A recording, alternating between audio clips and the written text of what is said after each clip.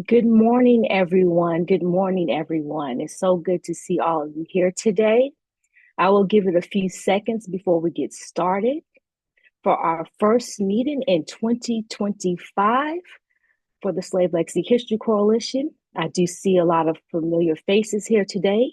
I see a few newcomers, and I'm so glad to have you today with us to join us for a special presentation with our special friend, Dr. Sara Bleich. And I do believe that you guys will enjoy this meeting today. I will just give it a few more seconds just to let everyone get logged in.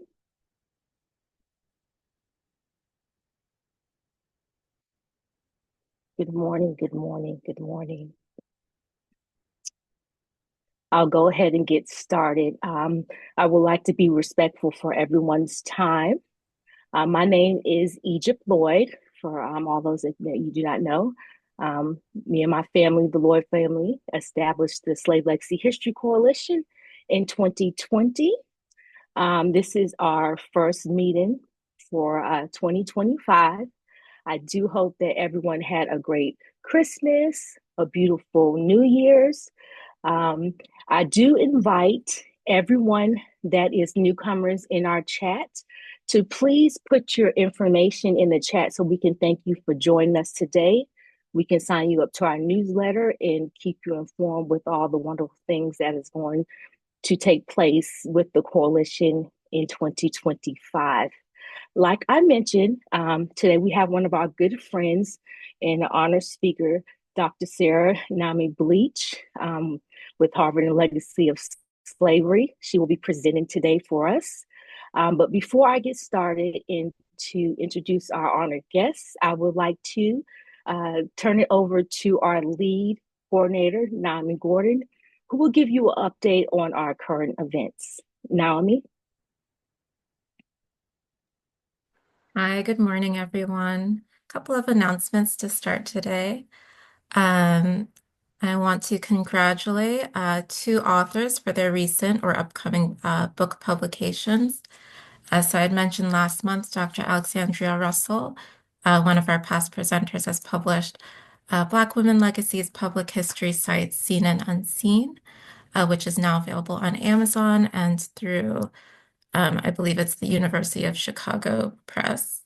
But I'll be dropping links in a moment. And then an upcoming publication, actually this month on the 21st, is Jane Siaka's Enslavement in the Puritan Village, The Untold History of Sudbury and Wayland, Massachusetts, which is never before published research and stories of the lives of men, women, and children held in bondage in colonial Sudbury. So very excited for both those releases and congratulations to both authors. Um, and then Historic New England is seeking a Stopping Stones program director. So if you know anyone who may be interested, or if you yourself are interested, I encourage everyone to check that out. And the Stopping Stones is a national place-based public art strategy that recruits local partners to honor the memories of enslaved individuals in the locations where they were held and bring their stories alive by installing micro-monuments and supporting multivocal installation ceremonies that catalyze local movements for reparative justice, racial healing, and greater equity. And finally, I'm happy to announce that our second community engagement circle will be February 7th at the Pentecostal Tabernacle Church in Central Square. And special thank you to Harvard and the Legacy of Slavery Initiative for making this possible with their reparative grant program. I'll also end by saying January 20th is Dr. Martin Luther King Jr. Day. So if folks know of any local celebrations or commemorations or anything they'd like to share related to that celebration, please do so in the chat. And with that, I'll pass it back to Egypt. Wonderful, wonderful. Thank you, Naomi. I really do appreciate you. Like I said, this is our first meeting for 2025. It's so good to see all of you here today. Before I introduce Dr. Sara Naomi Bleich. I would like to inform everyone, if they don't know, that we did launch our new website. So I will encourage everyone, whenever they have a moment, to go to www.slavelegacyhistorycoalition.org. There's a lot of resources there for you to explore. So we're really excited about that as well. Um, so what we will do today, there's so many of you today, and I'm so glad to see you here. I do encourage, if you do have any question for Dr. Bleich, to put them sorry, Dr. Bleich, into the chat, and she will answer your questions through the chat. I also will encourage you to use the raise your hand reaction if that's what you prefer, and we can call upon you there. If you haven't had a moment to read her biography in its entirety, I recommend you do that. Dr. Bleich is a very distinguished woman with a lot of aspirations, a lot of things she has accomplished. So I do encourage you to read that in its entirety. This is a second time for her to present at the Slave Legacy History Coalition meeting. She gave an update on the initiative of Harvard and the legacy of slavery back in September. She's going to bless us again today, January 2025. So we're starting off the year right with her uh, presence today. But just to give you just a quick synopsis of what she's doing, she is the Vice Provost for a special part of Harvard University, and she is currently running the Harvard and Legacy of Slavery Initiative. And with her work and initiative to get everything going, they did, give us a grant to be able to continue our work. So we thank her for her efforts. She is very committed to getting this job done. I know that there's a lot of people out there that mention that they want to do work, but not actually do the work. So she is a woman of her word. She's very compassionate about this and the initiative, and I can speak upon that. So I'm honored to have her here for a second time. I encourage everyone to make her feel welcome. Please enter your questions in the chat. We will get to as many questions as we possibly can. I know that all of you are very distinguished individuals and your time is valuable. Thank you for giving an hour to the Slave Legacy Coalition this morning. So we will be respectful of everyone's time. We will stop the meeting precisely on 11:30, so we can give you your time back. So without further ado, I would like to welcome Dr. Sara Naomi Bleich to her second time to present at the Slave Legacy History Coalition. She's a dear friend to us, so welcome, Dr. Bleich, and thank you for being here with us this morning. Thank you so much, Egypt. It is wonderful to be with you all. And the last time I was here, I think it was September of 23. So I can't believe that this much time has passed since I've had a chance to be with you all. But this is a wonderful coalition, and it's just a real privilege to have a chance to give you all a sense of where we are with Harvard's Legacy of Slavery project. So many of you are doing important work that is very much related to and intersects with the work that we're doing at Harvard. So I just want to give you an update on where we are and where we're hoping to go. And before I do that, for those of you that don't know me, I just wanted to give you a quick sense of who I am and how I come to this work before launching into slides. So I'm originally from inner city Baltimore and grew up there with my twin sister. I have an older brother. My parents were both public school teachers.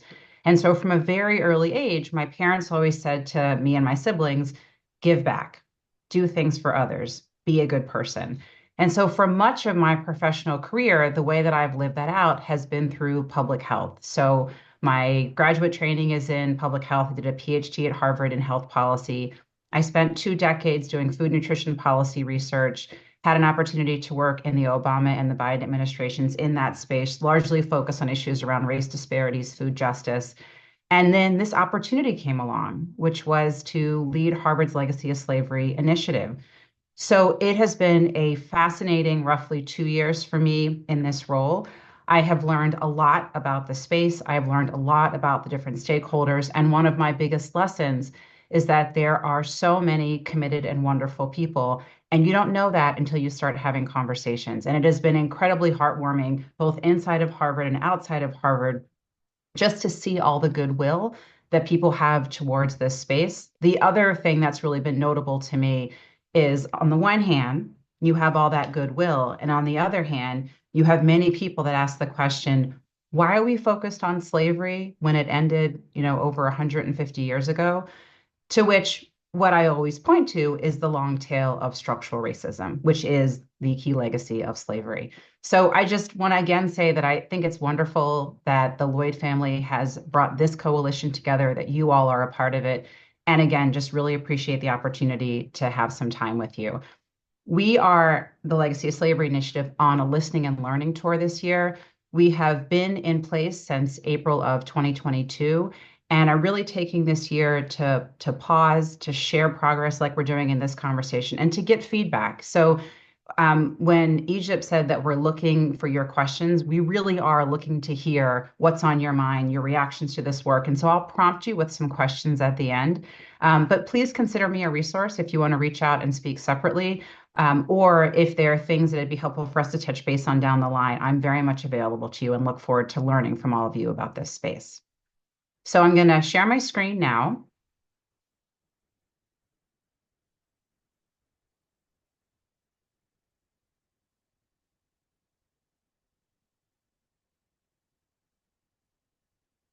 Can you all see that okay? Great. Okay. So what I want to do, and I'm guessing this will take about 20 minutes, so there should be plenty of time for questions, is first give you all just an overview of the Legacy of Slavery Initiative if you're not familiar and how it came to be. Talk through some of the progress that we've made to date, which is meant to really be highlights and not comprehensive. Give you a sense of what our strategic areas of focus are in the coming years. Talk about how we're doing community engagement, and then offer some thoughts for how you might be able to get engaged. So in April of 2022, the university released a report, and that report was led by Tomiko Brown-Nagin and a presidential committee. And that report, which detailed Harvard's legacy of slavery, included 7 recommendations, and those recommendations are listed here. If you just run your eyes along them, one of the things that you notice is that they're broad and the charge is very large. And so what I'd like to do today as we talk through areas of progress is really focus on 2 of them. The work that we are doing around building partnerships with HBCUs, recommendation 3, and how we are leveraging the endowed resources we've received to support our reparative efforts. If you're not familiar with the report, I do encourage you to read it. It is freely available online. But the top lines are that it revealed 3 very difficult truths about Harvard's legacy of slavery. That Harvard has direct ties to slavery, so Harvard leaders, faculty, and staff enslaved more than 70 people that we know of. Harvard has intellectual ties to slavery. There were Harvard presidents and other leaders that pushed out ideas around eugenics, ideas that have since been debunked. But for some, they still underpin white supremacy today, and certainly they helped underpin Jim Crow segregation. And then the third is that Harvard has financial ties to slavery. So 5 men who made their fortunes in slavery and slave-produced goods contributed 1/3 of all financial donations during the first half of the 19th century. It is based on those truths that these recommendations here have that they flowed from. And in terms of where this work is going, so the report and those recommendations that I just talked about, that came out in April of 2022. The Office of the Vice Provost, which was new to the university and is the seat that I occupy, that came into being in January of 23, so about 2 years ago. And since that period, there's been a lot of effort to advance the recommendations. That work continues. It will continue over the long term and in perpetuity. And at the same time, while we are doing intentional and meaningful implementation work, we are also really trying to engage communities in and outside the university in meaningful ways. So again, that's why it's a real privilege to be with you all today. And in your various orbits, if there are groups that you think that it'd be helpful for me to talk to about this work, either in the Boston and Cambridge area or elsewhere, I would really appreciate your recommendations. So in terms of What is the Legacy of Slavery Initiative trying to achieve? Our mission is to first and foremost tell the truth about our legacies of slavery, those three difficult truths that we just talked about, and then use that knowledge to mend enduring harms through purposeful change that is grounded in our mission as an educational institution and the report recommendations that we just walked through. And what we believe, or our theory of change, is that if we are successful, we will transform Harvard into an institution that takes full accountability for its involvement and benefit from slavery by actively advancing reparative efforts as a key part of our university culture with the intent of impacting two groups. One group is direct descendants. These are those whose ancestors were enslaved by Harvard leaders, faculty, or staff. And the other is descendant communities. This is a broader group, and this includes those who have been directly or indirectly impacted by chattel slavery. We are fortunate to be guided by an advisory council, which was stood up this past September. And just in case you're not familiar with the faces on the screen, I'll start at the top left and then go across. Top left is Phil Deloria. He's a professor at the university with expertise in Native American studies. To the right of him is Skip Gates, who is obviously very well known for genealogical research, including Finding Our Roots on PBS. Below him is Annette Gordon-Reed, a professor at the law school. To her right is Evelyn Hammonds, a professor of history of science. She's also a professor in African and African American studies. On the bottom left is Martha Minow. She is the former dean of Harvard Law School. And when the report was initially released, she chaired the original implementation committee that was charged with beginning to take the report recommendations and bring them to life. And then bottom right is a face I'm guessing all of you recognize, Lee Pelton, who's the president of the Boston Foundation. They have been a wonderful set of advisors and sounding posts and have really been helpful as we think strategically about this work going forward. One of the really important recommendations from the report is that the university has made a commitment to creating a campus memorial, which will honor those who were enslaved. And that will be a physical memorial on Harvard's campus. We are very fortunate to have that committee chaired by the two faces that you see here. So on the left is Brenda Tyndall. She is the campus curator for the Faculty of Arts and Sciences and comes to Harvard from 2 decades of experience doing community engaged work in the arts. Most recently, she was at the International Museum in South Carolina. And then to her right is Eric Howler, who's a professor at the design school at Harvard. He also leads an architectural firm, Howler and Yoon, that's here in Boston. And it was his architectural firm that did the slavery memorial at UVA. So he brings a wealth of real world knowledge in this specific area. And then they are leading an 11-person committee. And so this work will take several years, but it's been really exciting to be part of the committee conversations and just to hear how they are thinking about making this memorial a reality on Harvard's campus.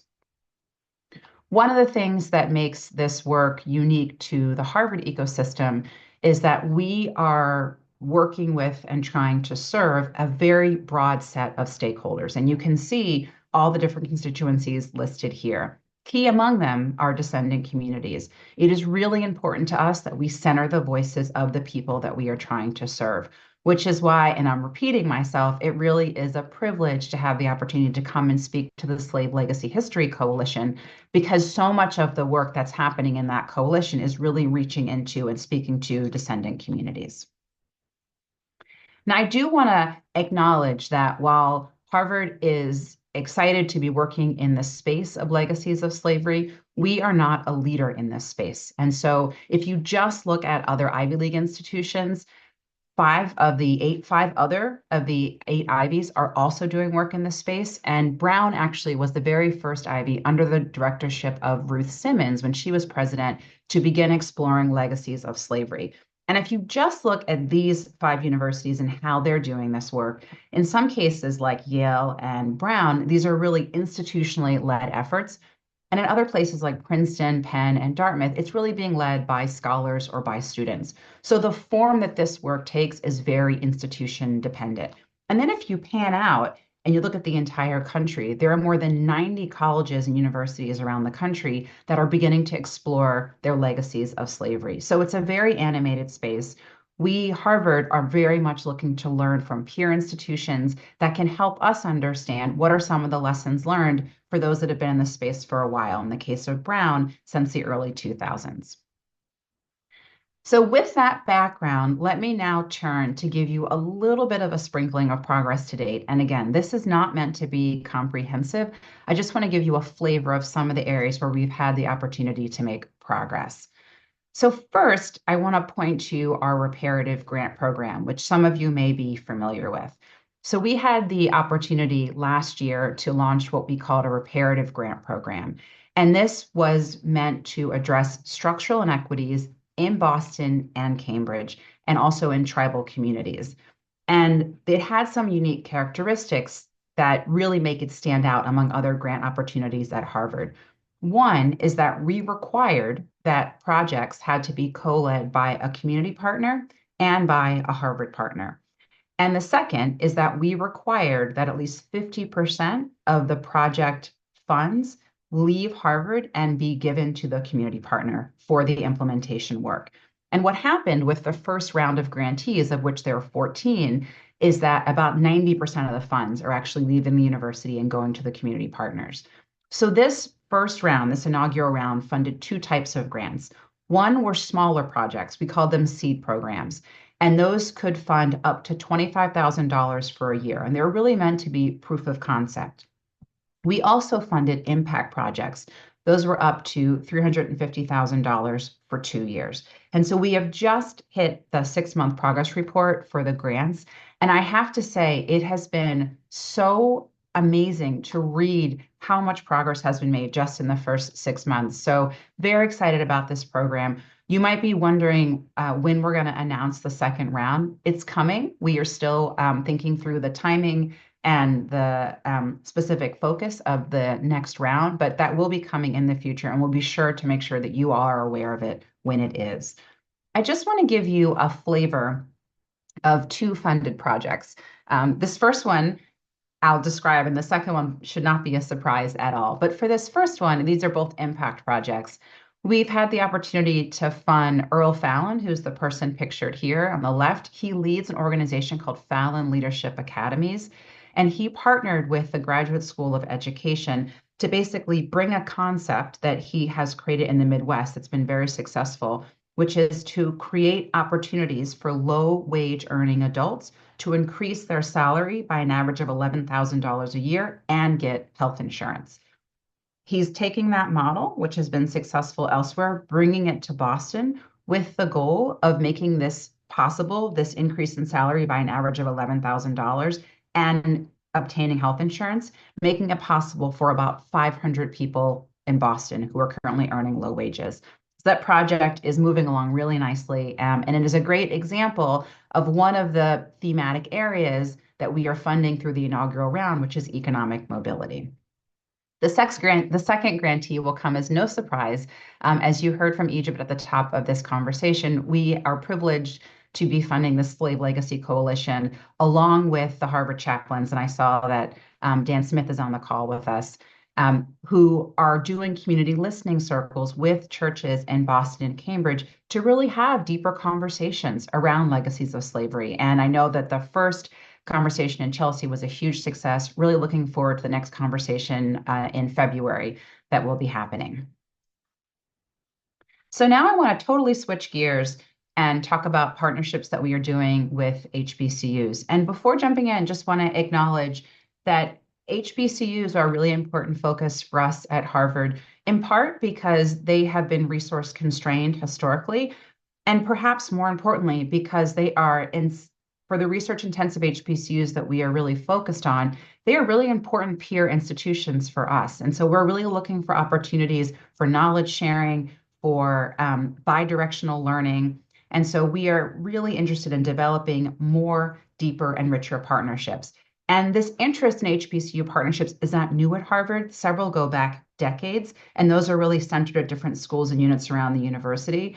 The efforts through Harvard's Legacy of Slavery initiative are a bit more centralized and trying to reach schools in a more comprehensive way. So let me give you a sense of some of the things that we funded in this space. So the first big project is called the HBCU Digital Library Trust. And this is a partnership between the Harvard Library and the AUC Woodruff Library in Clark, Atlanta. And the purpose of the partnership is to take archival content across the roughly 100 HBCUs to digitize it and make it publicly available. And the URL at the bottom of the screen is the website that has been stood up. And so if you're interested in having a look at content that has already been digitized, I encourage you to write down the URL and have a look whenever it makes sense. Another program that we've stood up in the HBCU space is the Du Bois Scholars Program. This launched this past summer, and the purpose of the program is to bring rising juniors and seniors from research-intensive HBCUs to Harvard for the summer to be part of an existing program called the Harvard Summer Research Village. And that has in total about 300 students that have a chance to work intensively with faculty for the summer in a wide variety of research areas, and then they can present their research at the end of the summer. So our inaugural cohort included these beautiful smiling faces of 20 scholars who came from 12 HBCUs. And every time I look at this slide, it makes me smile. And we have just closed the application cycle for the next round of applicants. And I'm pleased to say that for this next cycle, we've increased the number of HBCUs that will be a part of the program. We've also increased the number of slots that will be a part of the program. And one of our inaugural Du Bois scholars is going to be coming back to Harvard in another program this coming summer. So this is just, I think, one example of how we're trying to build opportunities. And right now, these are examples of students from HBCUs coming to Harvard, and perhaps down the line, we hope to have opportunities for bidirectional exchange where our students have opportunities to go to HBCUs to learn and to study. Another example in this space is the FAS Dean's Visiting Professor Program. Now, this idea was actually born by Dr. Claudine Gay when she was the Dean of the Faculty of Arts and Sciences. And the purpose of the program is to create sabbatical opportunities, year or semester, for faculty from HBCUs to come to Harvard and to teach us about their research, to have more space to do research without a heavy teaching burden.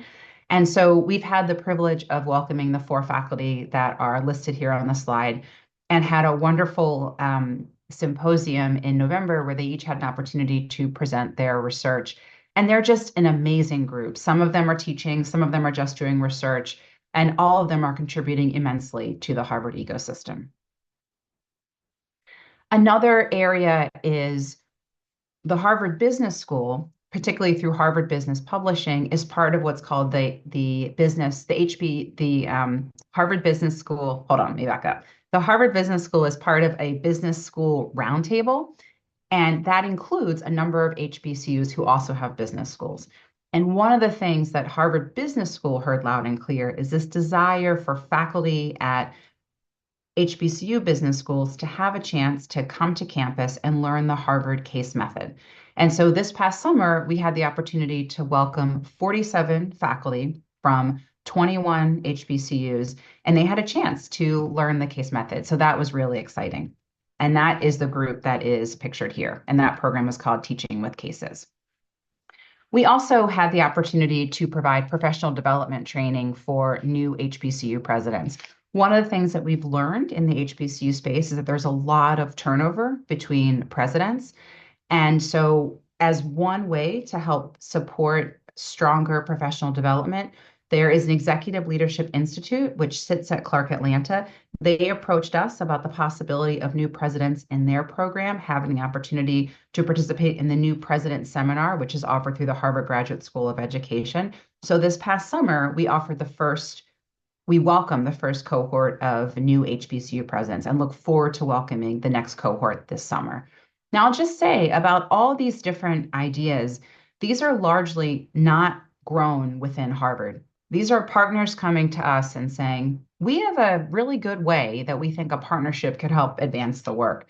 And so one of the things that we've really tried to do is to listen carefully and to really try to understand where are there opportunities that we can bring value in ways that are aligned with our educational mission and very much create opportunities for us to advance the recommendations in the report.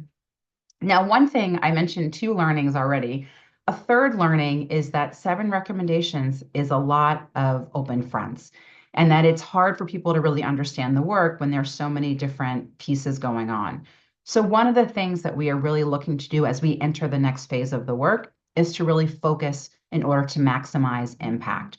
So in the coming years, what you can expect is that the work is really going to focus on three core areas. One is memorialization and education, and that includes the campus memorial that we just spoke about. It also includes other broader educational opportunities. So, for example, Professor Evelyn Higginbotham, who's in the Department of African and African American Studies, and Professor Jarvis Givens, who's in the Harvard Graduate School of Education, have partnered to create a course on public engagement with history, which will be freely available on the edX platform. And so we're really excited for that course to become live sometime in the next school year. We've already talked a lot about the work that we're doing around advancing HBCU partnerships. In the coming year, we look for welcoming, the next cohort for the Du Bois Scholars Program, for the professional development of new presidents, and so on. And we'll continue to think critically about what are some new and different things that we can do in the HBCU space that can help advance those partnerships. The third bucket, supporting descendant communities, has two prongs to it. The first is the grant program that we just spoke about, the Reparative Grant Program.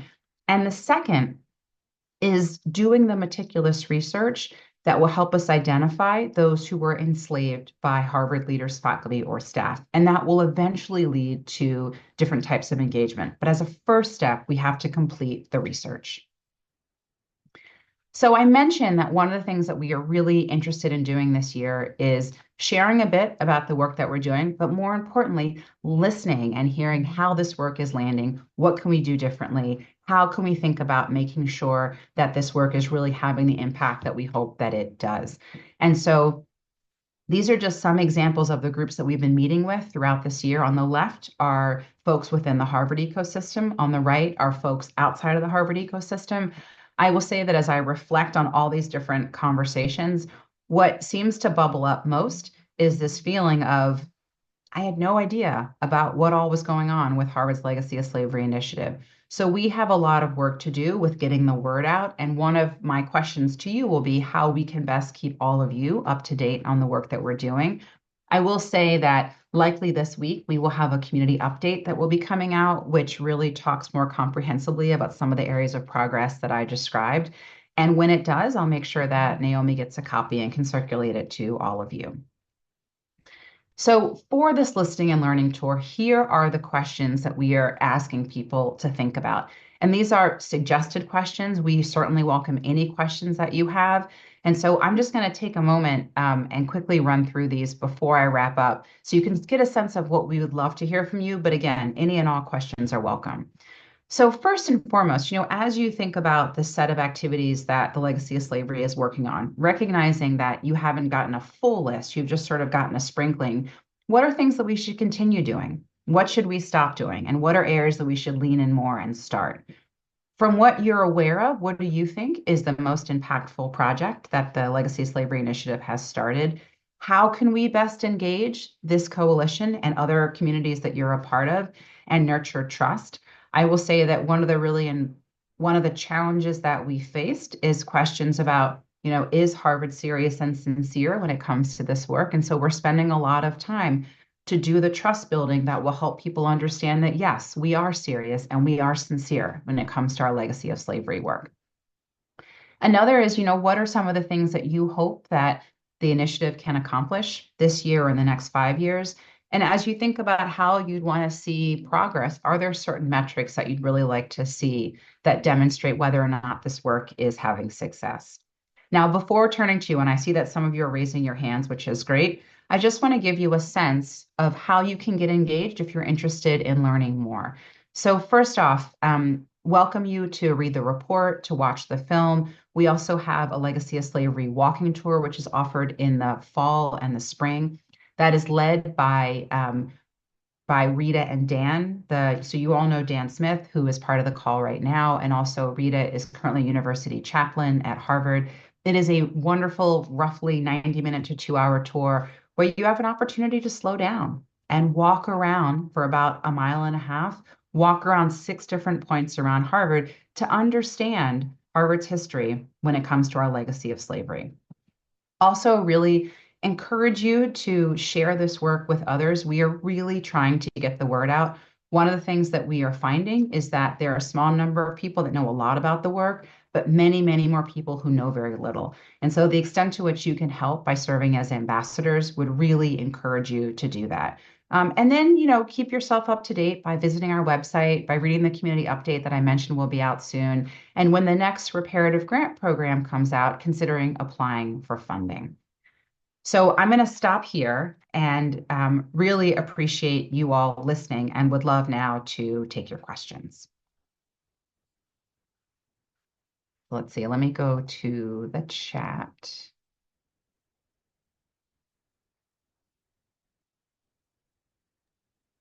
I'm not Thank seeing you, any questions. Sarah, for your beautiful presentation. Before you get started on your questions, I just wanted to thank you for that. I know that everyone um, loved your presentation, and thank you for that, informative update.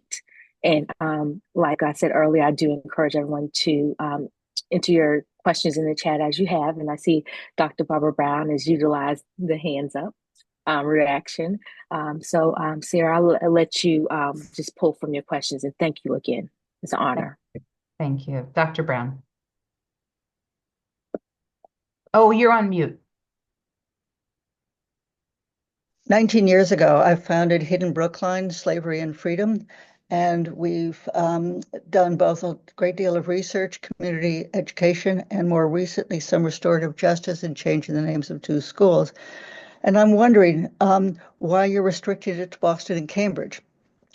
Brookline is surrounded by Boston on 3 sides, and we're intimately part of the Boston experience. And I would appreciate your considering broadening your definition of Boston and Cambridge. What do you think? That's a great question. So for the reparative grant program, so broadly speaking, we are not just focused on Boston and Cambridge. There's a lot of work we're doing, for example, in the HBCU space. When it comes to the reparative grant program for the inaugural year, which is currently the only funded year of grantees, we spent a lot of time talking to various community members. And one of the things that we heard loud and clear is that Harvard needed to focus right in its backyard on Boston and Cambridge. As we move towards the launch of the second cycle, we're starting to have those conversations again. So just really appreciate your feedback that we should be considering Brookline as well. And as we build out these programs, we are learning with every iteration of how do we really try to target them to have the most impact. So thank you for that feedback. My second question is, are you considering looking into the 5 men who contributed 1/3 of all the money in the first half of the 19th century? Because one of them was Thomas Perkins, and Thomas Perkins lived in Brookline, as did his brother Samuel Perkins, and just next door was his third brother. And he was one of the wealthiest men of the 19th century. So I would hope that you would include him since he had such a great impact on Harvard. So right now, it's a great question. Right now, we are trying to focus on the recommendations that we've been tasked with by the presidential committee. But I think, we are an institution of higher learning and we are full of curious students and postdocs. And so it would not surprise me at all if different threads of the report get picked up by different people in the Harvard community that really want to understand better. How do we take the history that has been revealed through the report and try to expand it and think about other ways of understanding it? Thank you. And I'm also a Brookline resident. Other thoughts or questions?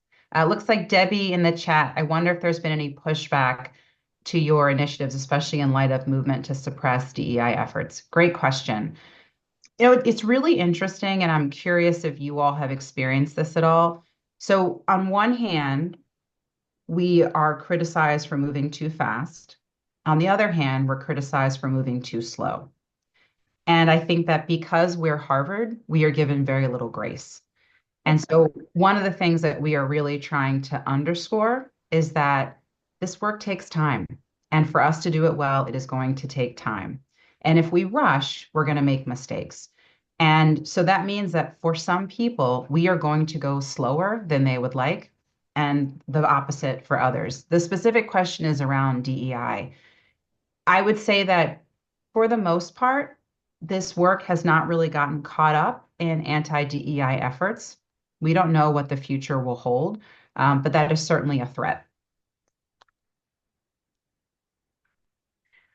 Another question from Beth is, I'm curious about the initiative's involvement with individuals and communities of African descent whose ancestors migrated to Boston, to the Boston-Cambridge area post-Civil War. So they're not the descendants of freed people. How has the legacy of slavery affected their experiences? And how do you see the role of these communities in the work that you are doing? That's a great question. So for right now, we are focused on the three areas that I've mentioned.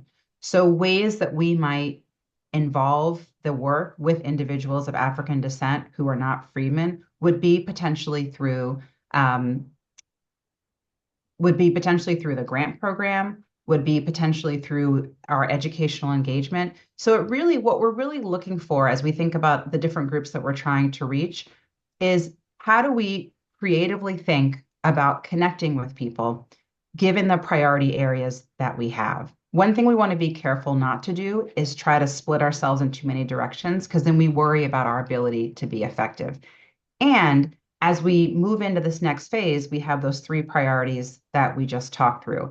And so it'll be interesting to see in a few years, how the priorities shift based on ways that we've had impact, based on opportunities to get feedback like this. So I think the short answer to your question, Beth, is that there currently are ways, and that potentially in the future there might be others as this work evolves and as our partnerships expand.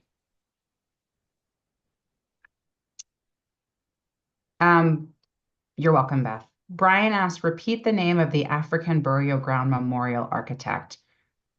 I think you're referring, Brian, to Brenda Tyndall, who's the campus curator for the Faculty of Arts and Sciences. She's the co-chair of the memorial committee at Harvard to do our campus memorial to honor those who were enslaved. But if I'm not referring to the person that you're interested in, please let me know. The other gentleman that was with her, the architect. His name is Eric Howler. Eric Howler. Howler. Thank you. Thank you for your presentation. Yeah. Do you have another question while you have the mic? Okay. Well, I would love to know from all of you either what you're hearing about this work, what you're not hearing, what you'd like to hear, and how we can best think about keeping you engaged. This is obviously a wonderful platform, but you hear from many speakers. So what are some of the ways that we can try to keep you all up to date on the work that we're doing? Did you want us to just speak up about it? Sure, that would be great. So I'm a neophyte. I was told by, I'm the chairwoman of the Boston Juneteenth Committee. And I was told by a young lady who's on the committee that lives in Cambridge. And she sent me this to let me get on. And I am very excited.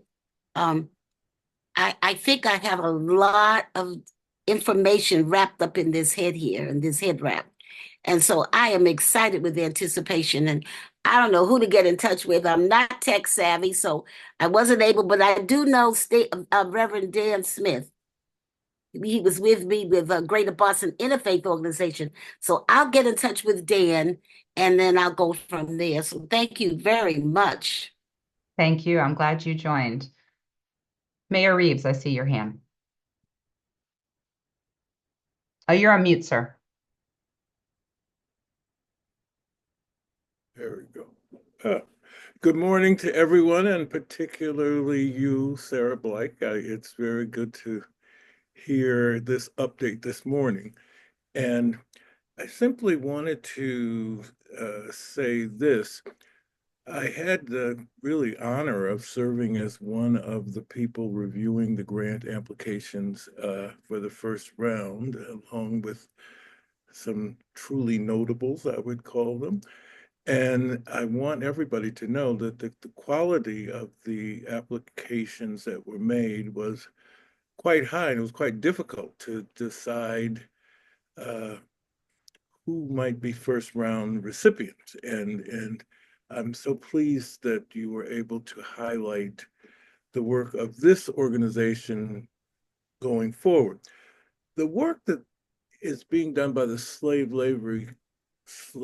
Legacy Coalition is so very important in this listening to Black church congregations, because post-COVID, many African-American churches in Greater Boston have experienced tremendous declines in the number of people who are attending services in any form, either online or in person, which is of fundamental concern in Black communities because the churches have been so much the foundation organizations, or as I used to like to say, if there is an organized Black community voice that we can usually refer to, it begins at the churches. Although I would also say as much as 80% of the Black community is not involved in the church at all. So it's a conundrum. But this listening work, and I'm hoping going forward, this Harvard funding will understand that the survival of these religious institutions who do a lot more than just church is really vital to the future of Black communities, and particularly ones like Cambridge that are experiencing a decline in overall numbers of Black people who can live there. And so the question of strengthening the ability of Black people to remain in these cities that they have helped to build is very important. So that was a lot said, and I will say I have enjoyed you. I'm in fear and trepidation of next month and my own presentation, but you provide a wonderful example, as did Jane from last month. So thank you for this opportunity. Thank you, Mayor Reeves. And I'm so glad that you mentioned that you were one of the 4 final folks that made the decision on the grant program, because I forgot to mention that. So as we did the inaugural round for the grant program, it was really important that the decisions not just be made by the initiative, but that we lean on national experts. And so Mayor Reeves was joined by Lee Pelton, the president of the Boston Foundation, Dr. Ruth Simmons, who the former president of Brown and Prairie View, and also Martha Minow, the former dean of the law school and the chair of the original implementation committee. And it was that group of 4 that made the final decisions. And so we were very, very fortunate to have their wisdom. So thank you again, Mayor Reeves. I told you it was very heady company. It was one. I saw myself as trying to represent the grassroots, so I wanted to make sure that somebody who's in the trenches was part of trying to think through what's the best path to success here. And I see a few other questions in the chat, so I'll try to address those if I can. So one from Trayton asking about a recent grad of BU, congratulations, and researcher of Black and Indigenous burial in Boston, and curious if the initiative is engaged in this area and capacity. So yes, so I would strongly recommend, Trayton, that you reach out to a faculty member at Harvard named Jason U-R is how you spell his last name. He is an archaeologist and does a ton of work on the old burial ground in Cambridge and is actively working there and works with students there, and actually will be giving a tour of the burial ground to our memorial committee as we think about memorial ecology in the local landscape. So he'd be a great person for you to connect with, and he has received some funding from the initiative. Julia Royal asks, do you believe projects and programs of this initiative will be institutionalized, be an actual part of Harvard and ongoing? You mentioned this was at least one program that you talked about. This is such a good question. When the report came out, one of the things that Larry Backhouse said, who was the president at the time, was for this work to take root, it cannot live at the center of the university. Harvard is an extremely decentralized place. Therefore, for this work to be successful, it needed to be taken up in meaningful ways by deans and other campus leaders, basically become a part of campus culture. And so I'm pleased to say that there are a lot of examples of how this work has unlocked creativity. So just to give you a few examples, the FAS Visiting Professorship Program, which was the brainchild of Dr. Gay, that's an initiative that wholly sits within the Faculty of Arts and Sciences. Another example, which is totally different, is Harvard University Information Technology is part of a consortium to encourage technology adoption among minority serving institutions. And there's this thing called Harvard IT Academy, which is designed for IT experts at the university to learn more about IT principles. The Hewitt, the Harvard University Information Technology, has opened that up to IT professionals at HBCUs to create bi-directional learning opportunities as just one example of how a specific unit is looking to lean into the space. And there are lots of other examples like that within the university where different schools and units are really doing innovative things. And as an initiative, we are spending a lot of time thinking hard about what are institutionally compatible ways to make this work take root? Because just as Harvard is so decentralized, each unit is really, really different. And so what works at the business school is not going to work at the ed school and work at the design school. So there's a lot of room for creativity. And this is where really working closely with the folks that know the different institutions can help us understand how to really make progress. But it's such a good question. I am not seeing any other questions in the chat. So let me just pause for a second. Yes, Dr. Brown. Oh, you're on mute again. Simple thought. If you would send out whatever reports you tend to send out to an engaged public, just send it out to the Slave Legacy History Coalition and have them send it out to people. Yes, absolutely. So I mentioned that we'll shortly have a community update coming out, which really talks about this work more comprehensively. We'll make sure that the Slave Legacy History Coalition gets it and can then share it with all of you. But thank you for that reminder. Well, I'm going to turn things back over to Egypt, but I, again, just want to thank you for your interest, for your curiosity, and I'm sincere when I say I would love further opportunities for conversation. And if there are different groups that you think it'd be good for me to speak to share about this work, and more importantly, to hear reflections about what we can do better or differently, I would really, really welcome your suggestions. But thank you, Egypt, very much for the opportunity. Thank you, Sarah. It's been an honor. I will encourage everyone to thank Sarah for her beautiful presentation, and thank you for opening up that door for people to get in contact with you. So that is very much appreciative. Like you said, there's a lot of information. There's a lot of work for Harvard, that needs to be done. But please, please, please give them their grace. This is not going to be done overnight. But they are in the right steps of doing it, but we do need to extend that grace to them. And again, Sarah, with the deepest, my heart, and of course of everyone at the Slave Legacy Coalition, we do appreciate you. I am so happy to see everyone here today. And like Mayor Reeve said, he is honoring us next month with his time. He will be our next month's presenter. So I do encourage everyone here to tune into that. I'm sure that Mayor Reeve will have a brilliant presentation. He is a man with a lot of knowledge, and I'm so looking forward to that as well. Thank you, Dan, Julia Royal. So many of you here today, Cushion. And there's so many of us I can go on to say, but thank you for your continuous support. We're going to keep this going. There's a lot of new things coming into play with the Slave Legacy History Coalition. Like I mentioned before, we do have a new website that I encourage everyone to take a look at that. We do have our past presentations available for you to go back and get a recap of all our past presenters here. And also, I do encourage you to put your contact information in the chat so we can reach out to everyone for their attendance today. And thank you for that.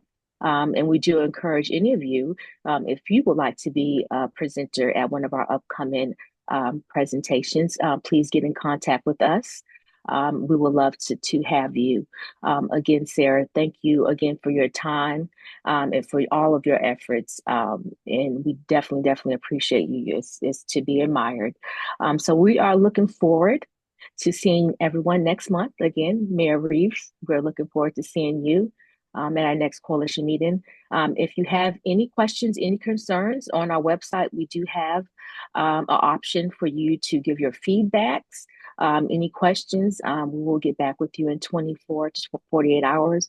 But again, thank you again. It's so lovely to see everyone here today. And again, Sarah, thank you for a beautiful presentation. And Happy New Year's to everyone. Thank you. Bye-bye. Thank you. Bye, everyone. Happy New Year. Bye-bye. Happy New Year. Bye-bye.